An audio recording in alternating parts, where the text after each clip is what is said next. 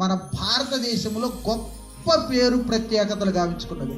Government వారు ఈమెకి ఇచ్చినటువంటి గొప్ప సత్కారం ఏంటో తెలుసా? పండిత రమాబాయి గారి పేరు మీద ఒక స్టాంపు రిలీజ్ చేశారు.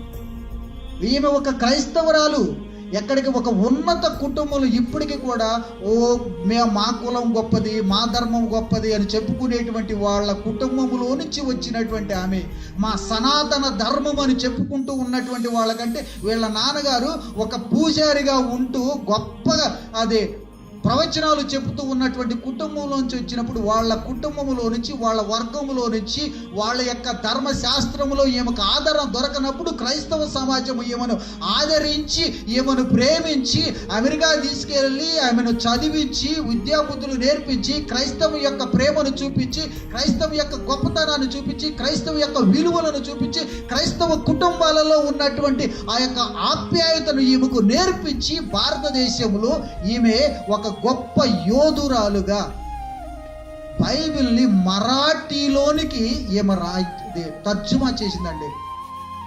ఇంగ్లీషు నేర్చుకొని ఆదిమ ఎబ్రీ గ్రీకు భాషల్లో నుంచి బైబిల్ గ్రంథాన్ని మరాఠీ ఆమె ఓన్ మదర్ టంగ్లోనికి ఈమె బైబిల్ను తర్జుమా చేసినటువంటి గొప్ప యోధురాలు పండిత రమాబాయి గారు. ఈ రోజున ఈ యొక్క మహిళా దినోత్సవ సందర్భంగా ఈ యొక్క పండిత రమాబాయి గారిని మనము జ్ఞాపకం చేసుకుంటున్నాం. ఆనందీబాయి జోషి గారిని మనం జ్ఞాపకం చేసుకుంటున్నాం.